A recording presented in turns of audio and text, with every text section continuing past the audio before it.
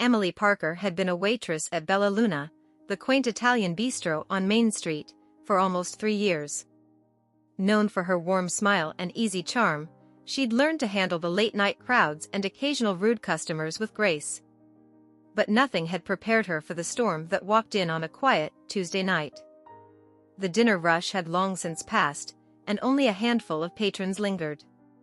Emily was stacking menus at the hostess stand when the door swung open. In strutted a man in his early 40s, sharply dressed in a tailored suit, his Rolex flashing under the soft chandelier lights. His presence demanded attention, but his expression was a thundercloud.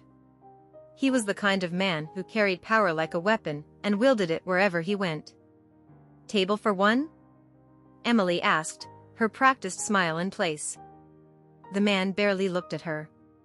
"I expect impeccable service," he barked, brushing past her to a corner booth without waiting for her to guide him. Emily's smile faltered, but she followed, determined to stay professional. "Of course. Can I start you off with a drink?" "Sparkling water." "Cold." "No lemon," he snapped, not even glancing at the menu. The order seemed simple enough, but when she brought the water minutes later, the man's irritation boiled over. "What is this?" he demanded, glaring at the bottle. "Room temperature? Are you blind, or just incompetent?" "I apologize, sir." "I'll bring a colder one right away," Emily said, her cheeks burning. She hurried back to the kitchen, ignoring the curious stares of her co-workers. As the evening progressed, the man's complaints escalated. The bread was stale. The pasta was overcooked. The sauce was bland. Each criticism was delivered louder than the last, his voice cutting through the quiet ambience of the restaurant like a knife. Other diners began to shift uncomfortably in their seats, casting sympathetic glances at Emily as she endured his tirade. "You call this service?" he roared after she politely asked if he needed anything else. "I've had better treatment at a drive-thru." By now, Emily's patience was hanging by a thread.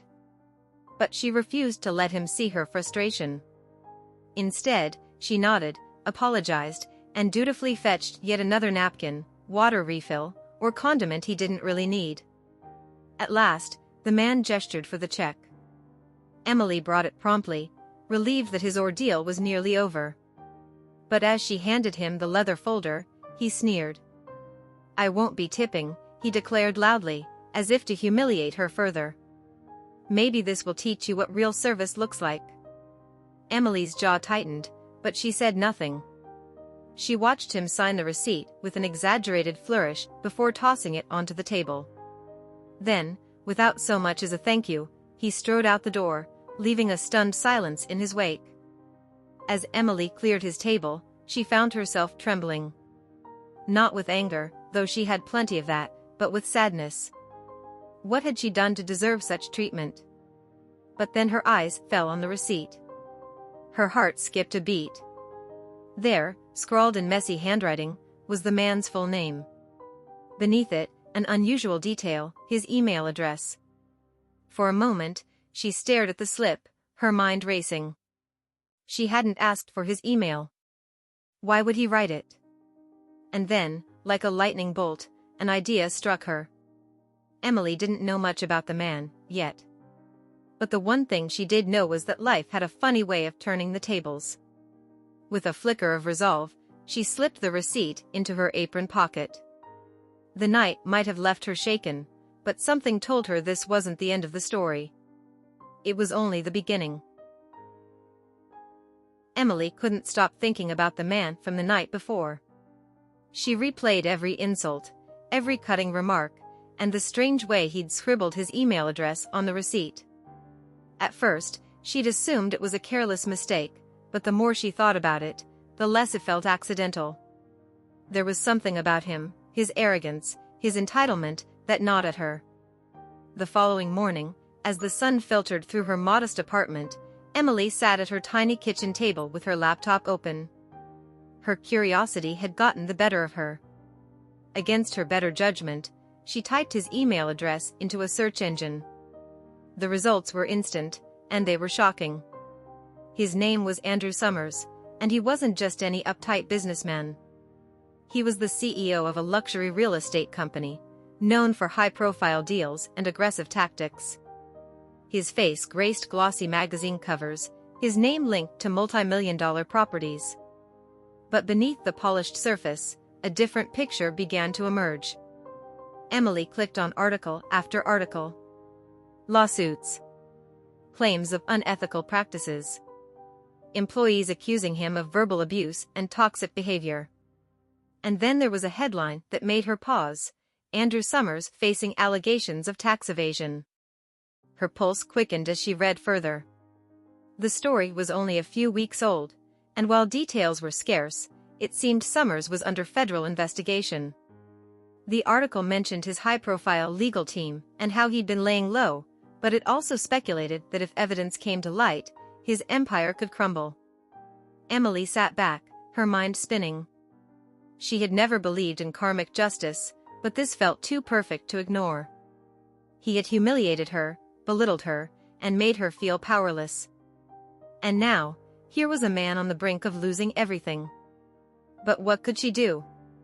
She wasn't the vindictive type, and she certainly didn't have the resources to take on someone like Andrew Summers. Still, the thought of letting him walk away unscathed didn't sit right with her either. It wasn't until her coworker and best friend, Sarah, stopped by later that afternoon that Emily found a new sense of clarity. "You're way too nice, Em," Sarah said as she perched on the couch, sipping coffee. "Guys like that? They don't deserve a free pass. You have every right to stand up for yourself." Emily hesitated. "But how?" "He's powerful. People like him, they always get away with it." "Not always," Sarah said with a mischievous smile. "Sometimes all it takes is a little creativity." That was when Emily remembered something Andrew had said the previous night, one of his many cutting remarks. He had ranted about a big deal he was working on, a hotel project in the heart of the city. It was the kind of development that would bring in millions. He'd bragged about it to no one in particular, as if the world needed to hear his genius at work. What if there was a way to expose him? Not out of malice, but to ensure justice was served? An idea began to form. If Andrew Summers was as careless as he seemed, there might be more to uncover. Emily thought about the customers she had served over the years, the quiet whispers of secrets shared over dinner, the overheard conversations about deals and partnerships. Restaurants were fertile ground for loose lips, and last night, Andrew had been anything but discreet. She pulled out her phone and started drafting an email. "Dear Mr. Summers," she typed, her fingers trembling slightly. "I believe you left something behind at Bella Luna last night." She stopped, wondering if this was the right move. But then she thought about his sneer, the way he had dismissed her humanity with a wave of his hand. She thought about all the other people he had likely mistreated, the employees who had spoken out against him.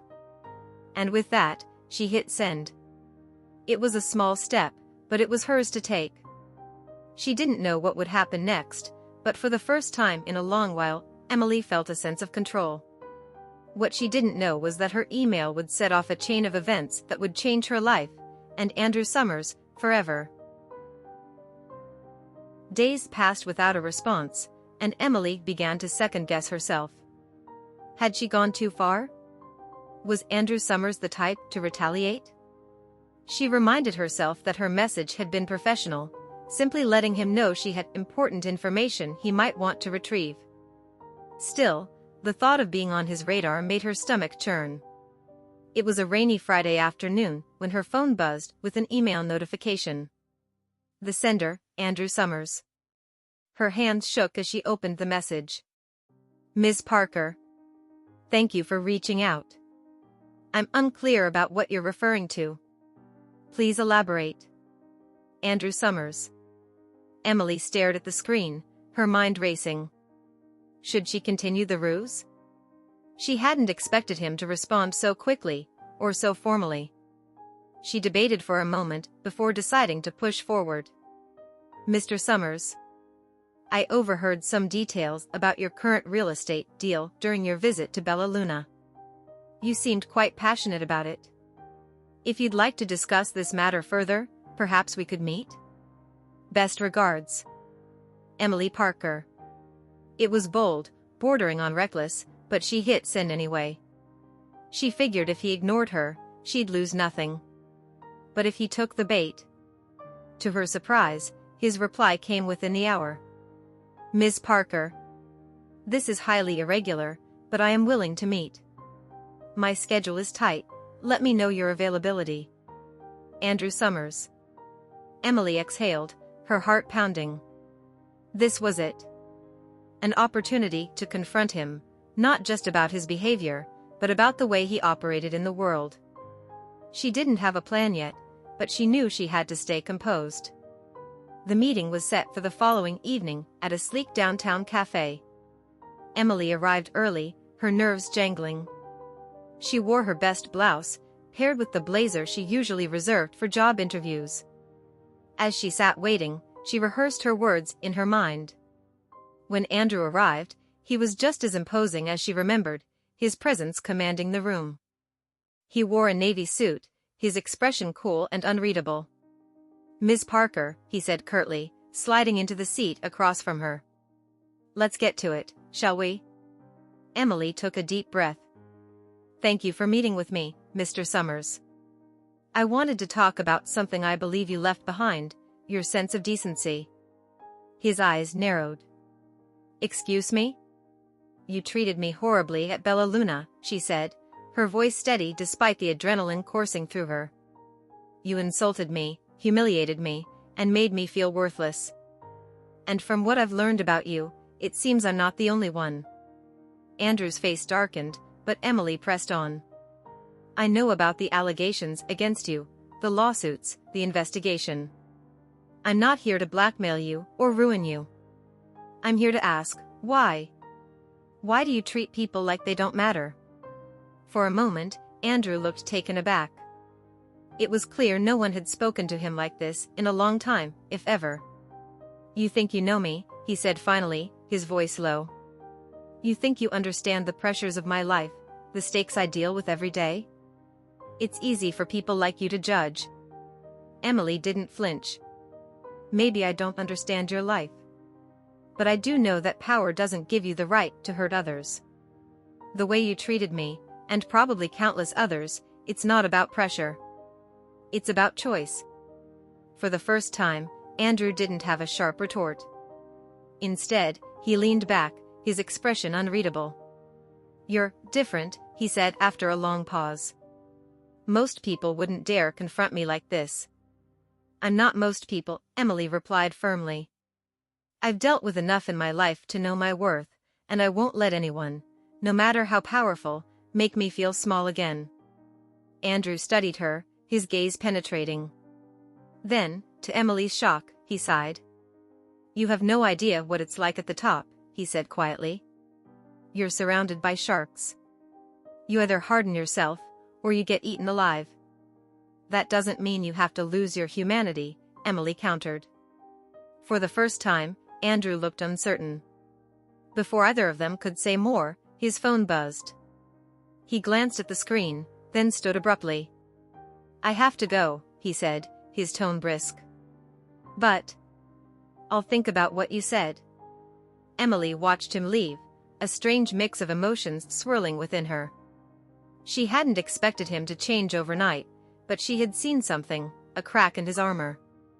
And somehow, she knew this wasn't the end of their story. 2 weeks passed without a word from Andrew Summers, and Emily had all but convinced herself that their meeting had been a dead end. She tried to move on, pouring her energy into her job and focusing on the things that brought her joy, her friendships, her art classes, and her quiet mornings with a cup of coffee and a good book. But deep down, she couldn't shake the memory of Andrew's expression during their confrontation. For a moment, she'd seen something real, something human. She just didn't know if it would be enough to change him. Then, on an unassuming Tuesday morning, an envelope arrived at Bella Luna. It was addressed to her, written in bold, elegant script. Puzzled, Emily opened it in the break room. Inside was a letter. Ms. Parker. Our conversation has stayed with me.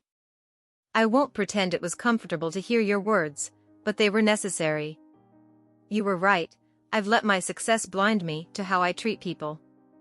I've spent so much time building walls that I forgot what it means to truly connect with others. To that end, I've made some changes. The hotel project I mentioned, Bella Lux, is officially under review. I've realized it was being pursued without regard for the community it would disrupt, and I've instructed my team to reconsider its impact. Additionally, I'd like to extend an olive branch. Enclosed is an invitation to an event I'm hosting this Saturday. It's a fundraiser for local small businesses, and Bella Luna is on the list of beneficiaries. I believe a restaurant with such warmth and heart deserves recognition. I hope you'll attend. Not as a waitress, but as my guest. Sincerely, Andrew Summers. Emily stared at the letter, her emotions a tangle of disbelief and cautious optimism. Could he really mean it? Was this a genuine attempt to change, or just a ploy to save face? The enclosed invitation was printed on thick, expensive cardstock, listing the details of the event at a luxurious downtown venue. Emily wasn't sure what to think, but something in her told her she needed to go. When Saturday arrived, Emily dressed carefully in a simple but elegant black dress, her nerves buzzing as she approached the grand ballroom. The room was filled with people, business leaders, city officials, and community members, all mingling under glittering chandeliers. Andrew stood near the entrance, speaking with a small group. When his eyes met Emily's, he excused himself and approached her. Ms. Parker, he said, his tone warm and genuine. Thank you for coming. Thank you for inviting me, Emily replied, still unsure how to read him. He gestured toward the room. This event wouldn't have happened without you. Our conversation, it made me realize how much I've lost sight of what matters. I've always measured success by numbers, but you reminded me there's more to life than that. Emily softened. It's not easy to admit when you're wrong. Most people don't. Andrew gave a small smile, his usual arrogance replaced by humility. I've had time to reflect. And I've realized I don't want to be the man I've become. The rest of the evening unfolded like a dream. Andrew introduced Emily to several influential figures, openly praising Bella Luna and its impact on the community. The fundraiser was a resounding success, raising significant funds for small businesses, including Bella Luna. But the most surprising moment came at the end of the night. As the guests began to disperse, Andrew approached Emily with a donation receipt in hand. This is for you, he said. Emily looked at the paper, her eyes widening as she read the amount, a personal donation from Andrew Summers to Bella Luna, enough to cover renovations the restaurant had been struggling to afford for years. I hope this helps, he said. Emily felt tears prick her eyes. It's more than we could have ever imagined. Thank you. Andrew nodded, his expression earnest. It's the least I can do. Anne. I hope this is just the beginning of making things right. As Emily walked out into the crisp night air, she felt a profound sense of closure. Andrew Summers wasn't perfect, far from it. But he was trying, and that meant something. For Emily, the experience had been transformative too. She had faced her fears, stood her ground, and, in doing so, helped change the trajectory of someone else's life. Sometimes, justice wasn't about revenge. It was about planting a seed and watching it grow into something better. And as the city lights twinkled above her, Emily couldn't help but feel that this was just the start of something beautiful. If you liked it, subscribe to the channel and enjoy these other amazing stories.